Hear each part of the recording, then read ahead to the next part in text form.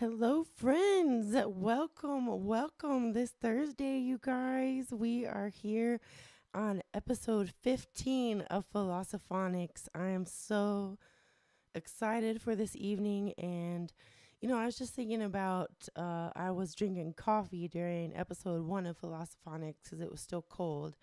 And now I am not drinking coffee because it is the middle of spring and it is warm here in Texas. And so, yeah, it's been such a beautiful journey already through the seasons with you all and through this year. And tonight's stream is called What is Certain?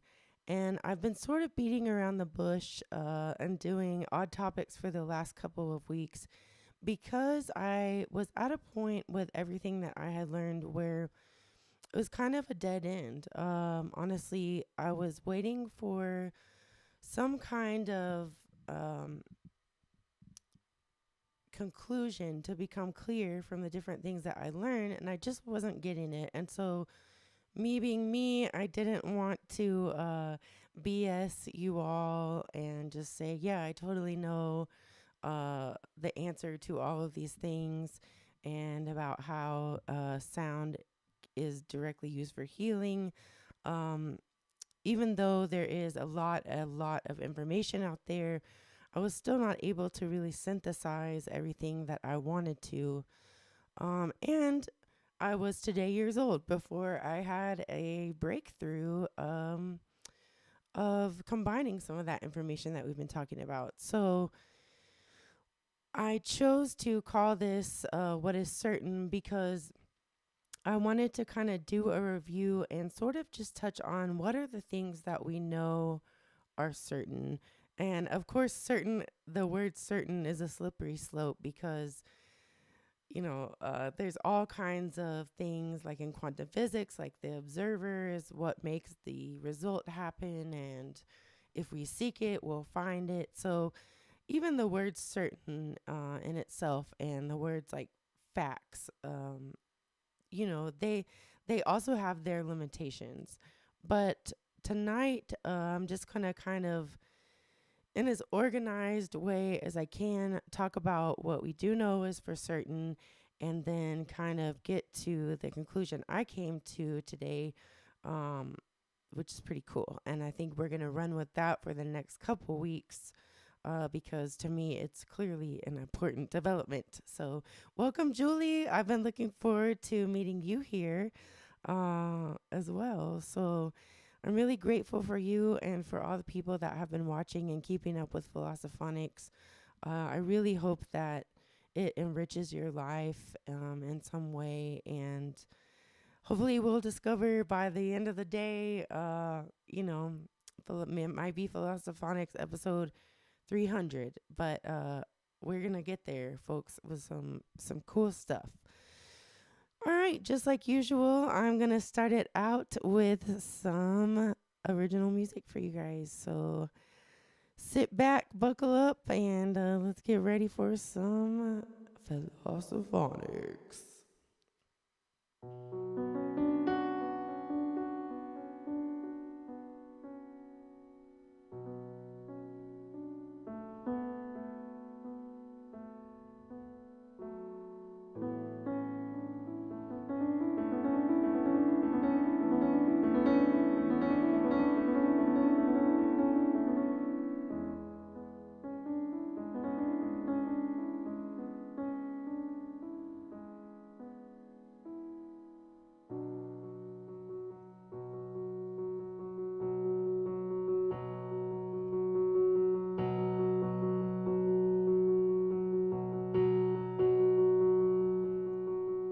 One day I'll be bigger than the problem swimming in my head. Stand up straight with all my mind and body. Soldiers will be led. I'll lead your army until it kills me. I promise that to you.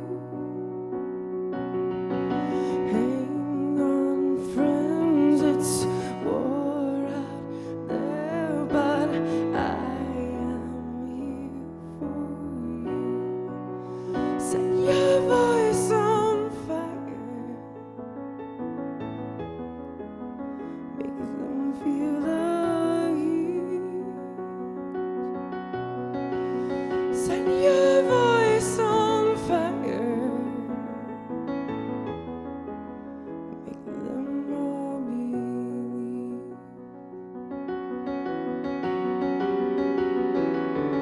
I want to scream it out, and you should speak out loud and stretch like there's no tomorrow. No more killing of our kind. I admit it's not their fault.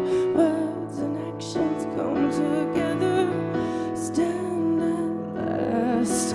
Iron hearts and metal minds. Iron hearts and metal minds. Set your voice on fire. Make them feel the heat. Set your voice on fire. Make them all believe. Make them all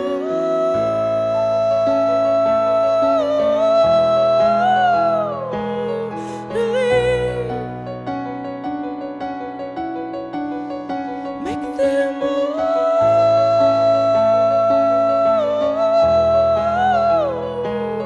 believe.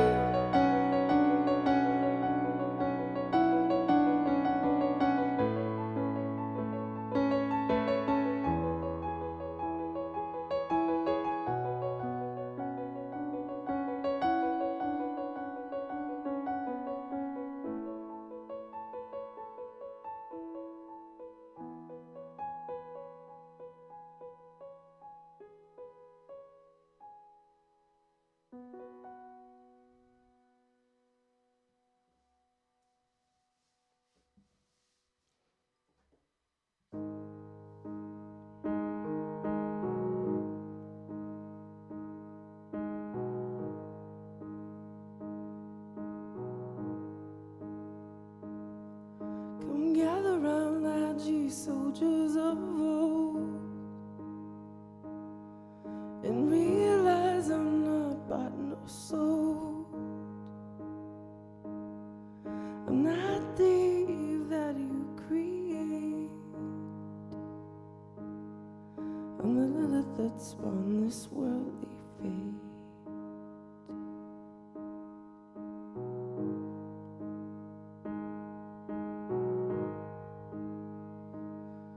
And life's a nest of light and dark.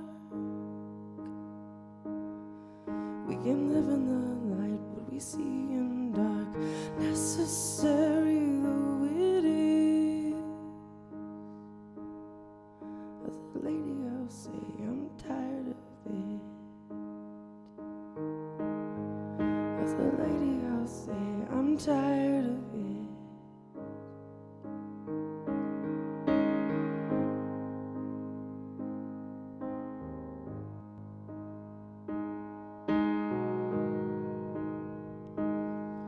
And way back when in humankind,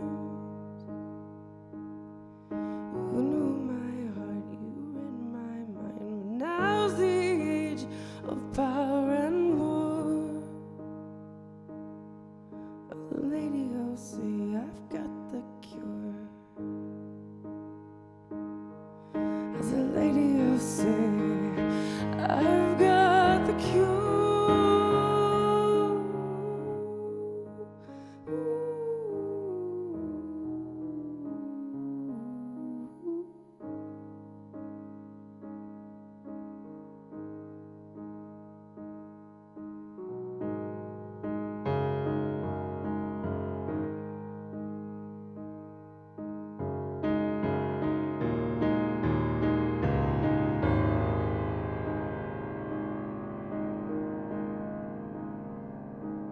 Come gather round, lads, ye soldiers of old, and realize I'm not bought nor sold. It's not about who's right or wrong. that you let us sing our song.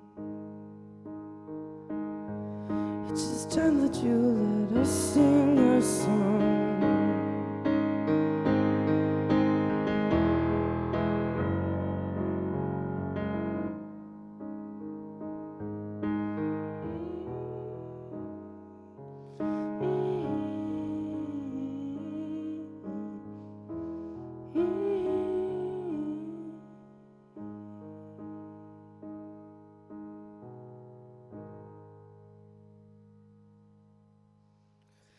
All right, and that's tonight.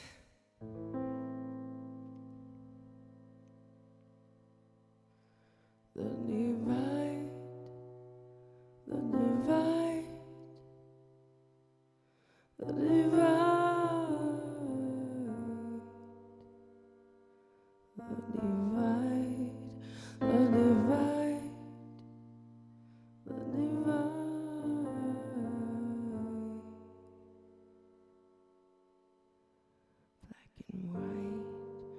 Red and blue, us and them, me and you.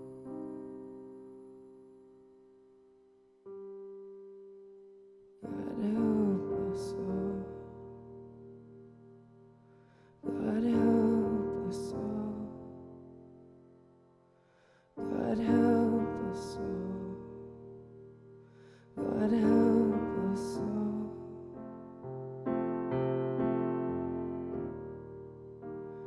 We are all one world, floating out in space. Take my hand, and we'll rise up the same way, breathing the same air, despite what they say. And our children, they will play. If we can zoom out, zoom out, zoom so far out to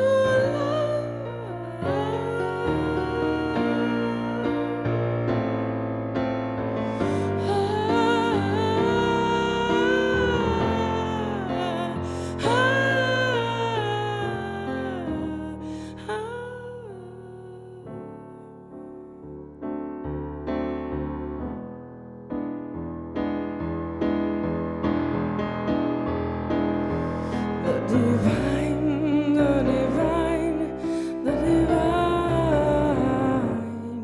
the divine, the divine, the divine, golden rule, plain to see what's in you lives in me.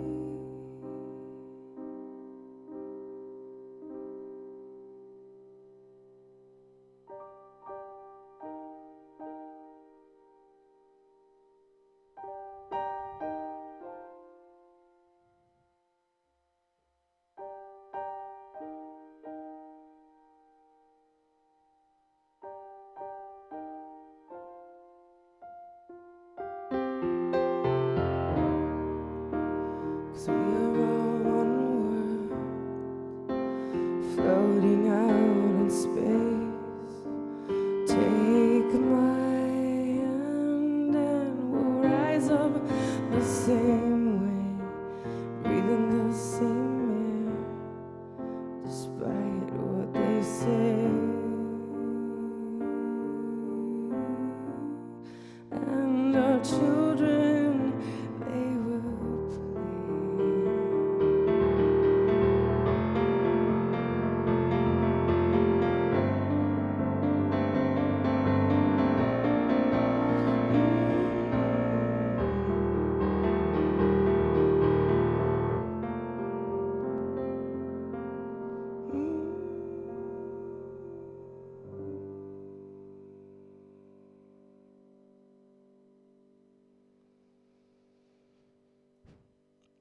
You guys, there was some original music for y'all tonight. Yes, the Fires. I see that in the chat.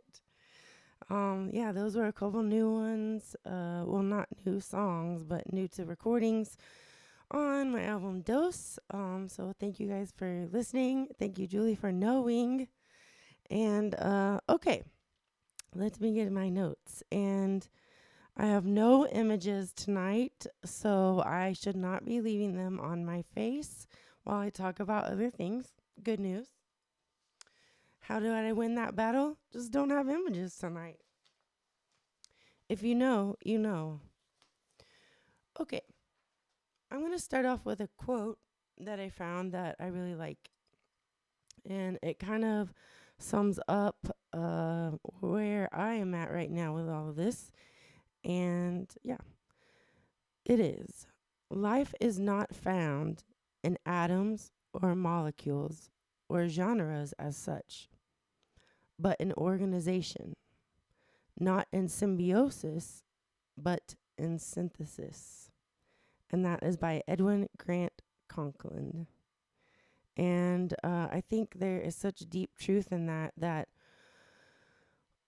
often it's not the existence of the thing that is what we learn from, but it's the relationship to those things and those things with other things that lead to profound meaning and truth in the world, both on the intellectual level and on the spiritual and emotional level. The relationship between things and the synthesis, the combination. I think about so many good genres or artists, and what makes them beautiful is that they're just the synthesis of not one particular thing, but many things working together in relationship. And so I thought about that a lot um, this week about the relationship between some of the things that we've talked about. So, just some of the key things we've sort of talked about. We started with the harmonic overtone series, basically looking at how sound travels, sound waves travel, and how they can be in relationship to one another, due to the discovery of what is credited to Plato, but we've since learned is probably, or it is, much older knowledge than Plato, the ratios of the harmonic overtones and the different nodes available on a sound wave. Then we went into kind of a little bit of quantum physics and how kind of those are all can be, what are they called, where they're connected, like the proton experience or photon experiment, all of those kind of things. We looked at the snowflake experiments and how speaking words affected the formation of patterns within the water. We've looked at the chakras. We've looked at brain waves and the electromagnetic field. All of these things we've looked at, and how do they tie together? Well, I want to correct something that I had said to you all earlier on in a previous episode, which I have since put two and two together, and that was incorrect. So, first, I'd like to correct the fact that I initially said that everything is on the electromagnetic spectrum, including audible sound. That is actually incorrect.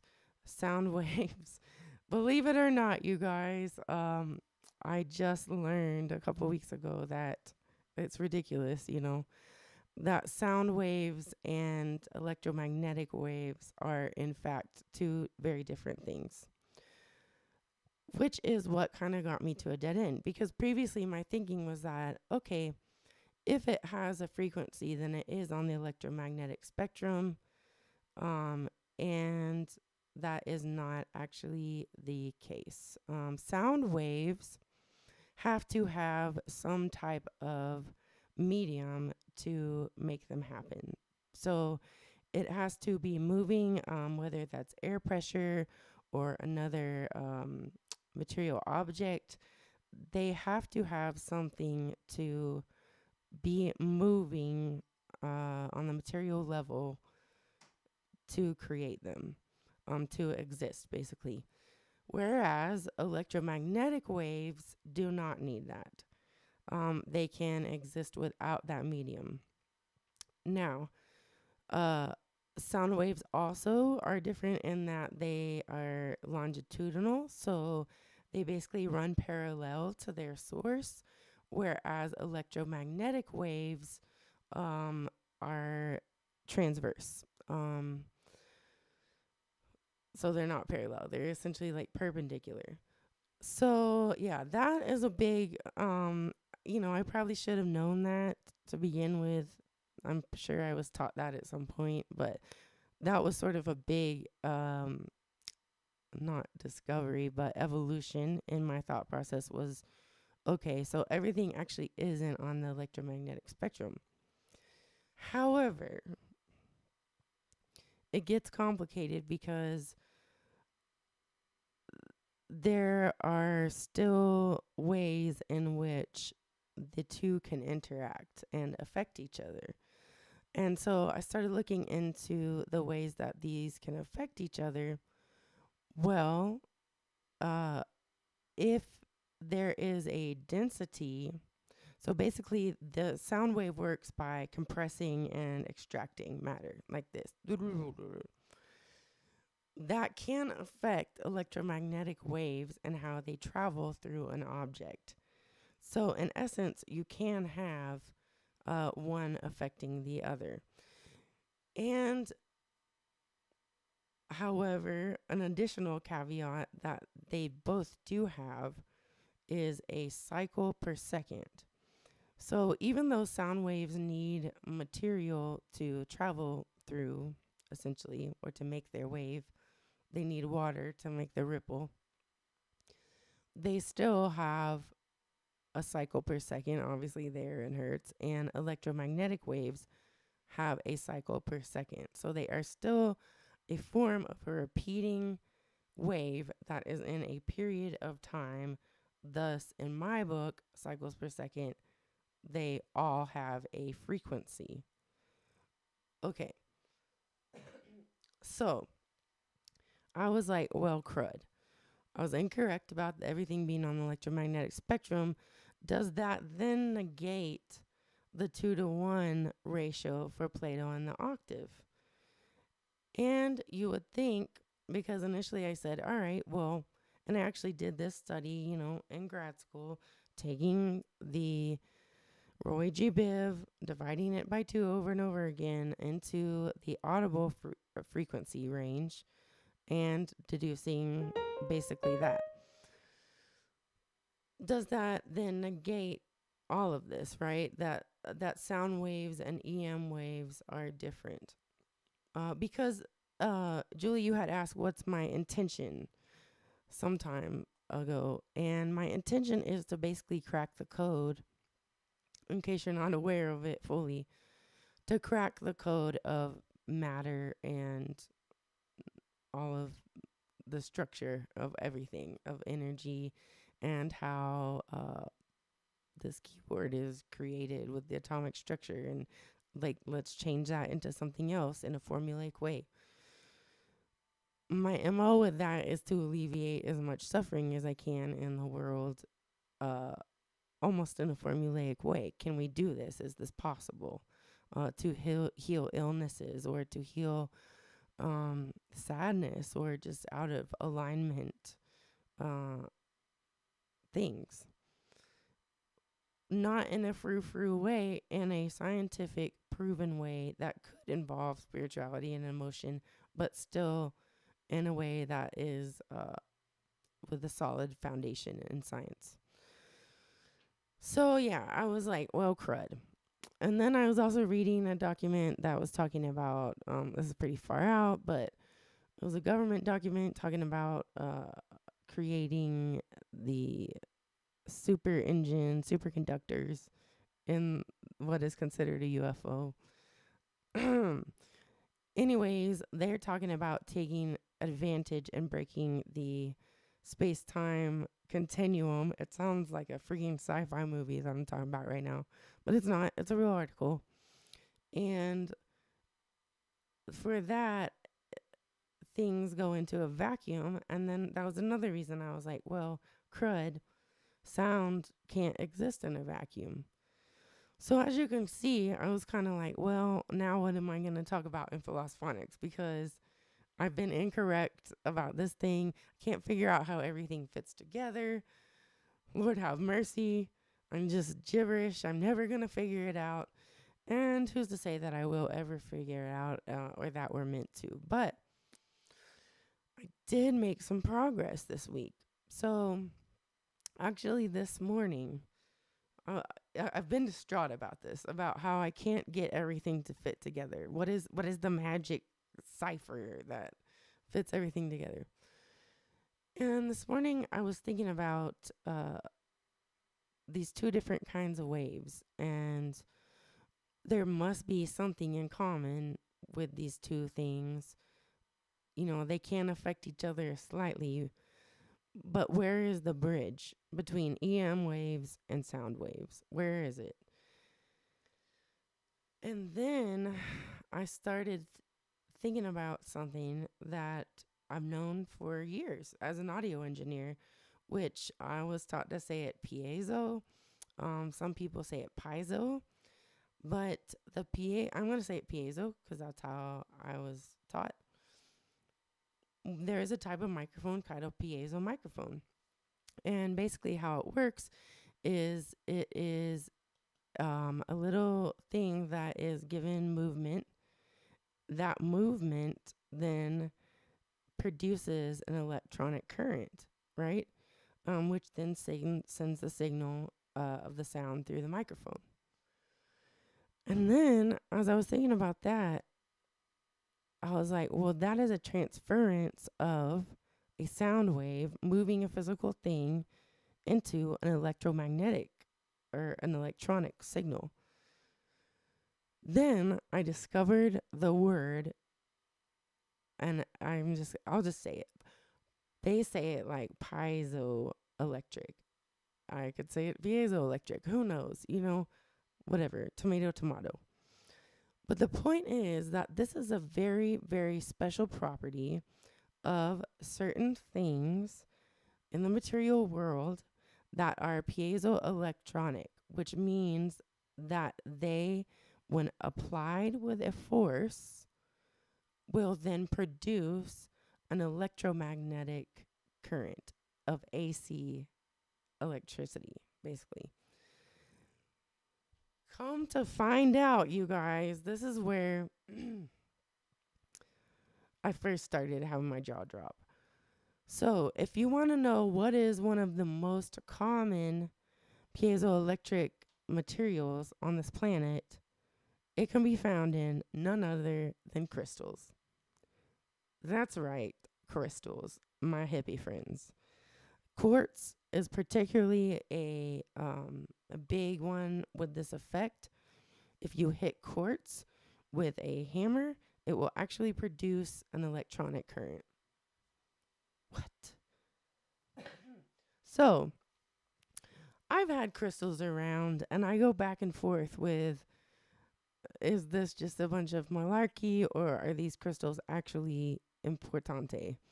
And after finding this out about quartz, which if you are familiar with some of the lore around what crystals do, quartz is always a magnifier. So when you're placing your crystals in a certain pattern, you put quartz next to it to amplify whatever you want, whatever crystal you're using, whatever that symbolizes. And I was like, wait, shut the front door. And also, tourmaline is a piezoelectric crystal. So then that got my brain, of course, spinning, because there, my friends, is the bridge. You are putting a mechanical moving force, and it is being converted into EM forces.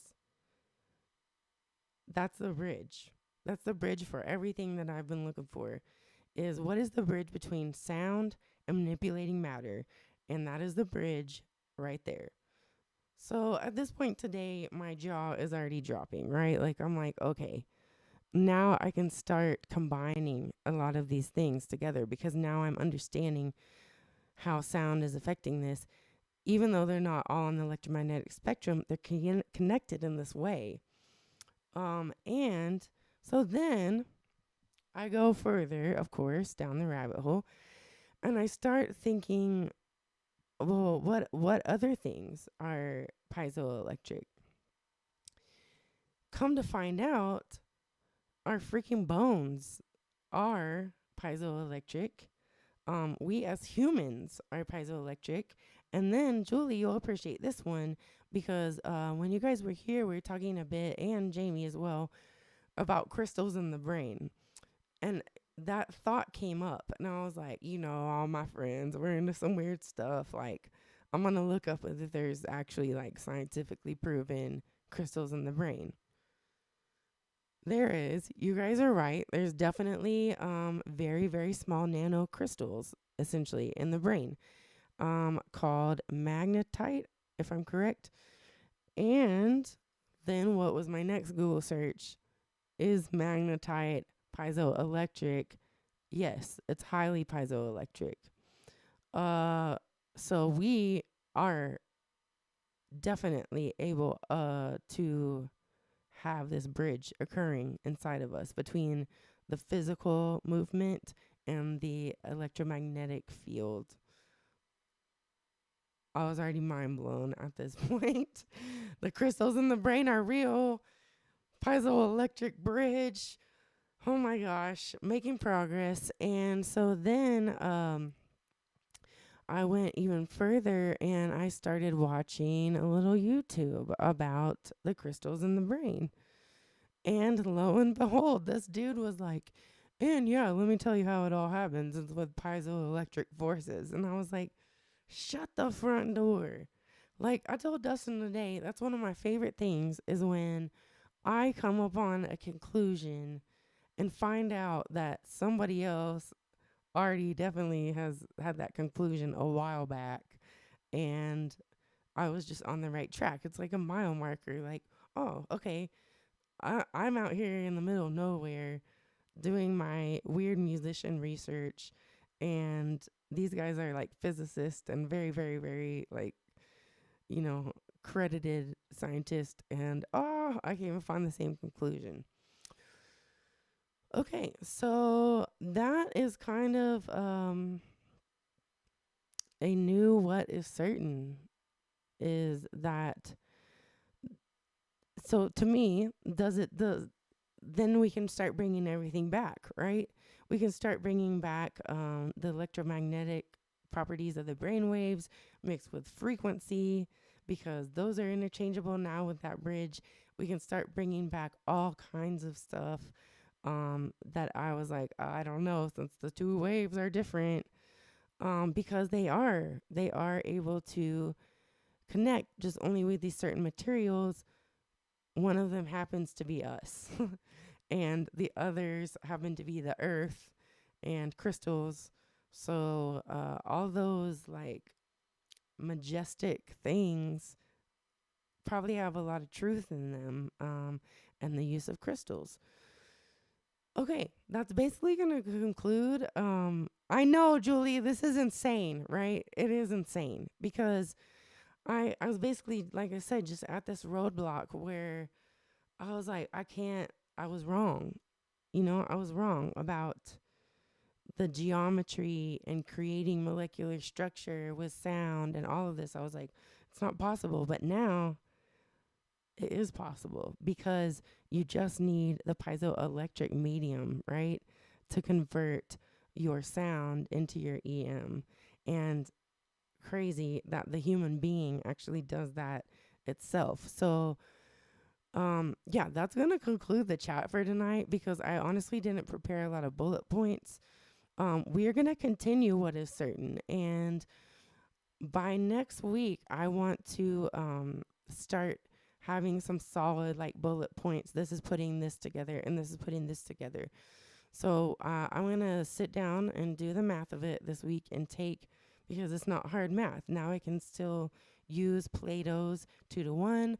I can use the binaural to create the alpha waves, and I can trust that that sound is being converted in our pineal gland by the crystals in our brain scientifically into EM signals in the body. Um, and this process, by the way, is also reverse. So you can take electromagnetic signal and transfer that into a physical movement of force. So yeah, next week I'm going to have a really solid explanation for you all about exactly what's happening to make that transfer in that bridge on the elemental level with electrons and that kind of thing.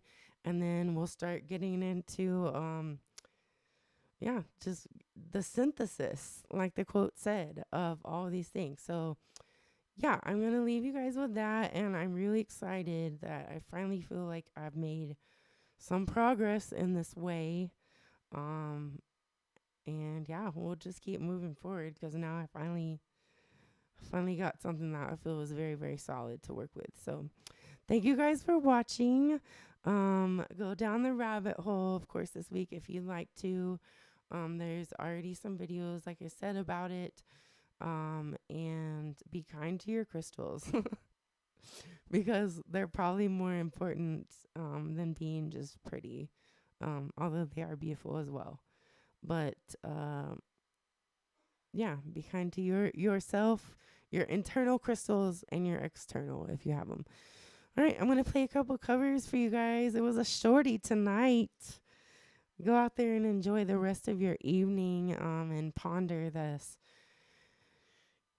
crazy connection that is now, in my mind, pretty solidified. That's kind of the thing I was looking for. So now it's just about synthesizing them all together and figuring out how to create and manipulate the matter. Thank y'all so much for watching. Here's a couple covers for you all, and then we will end it out with a brief meditation tonight.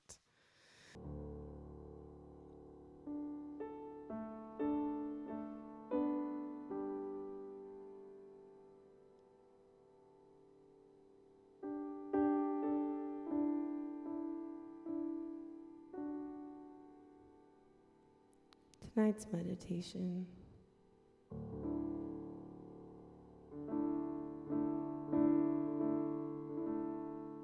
is not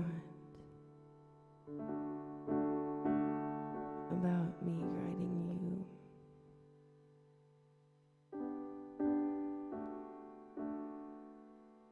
Tonight's meditation is about opening our heart.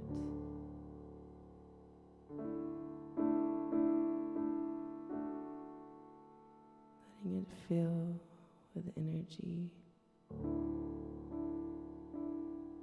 and love. Let yourself feel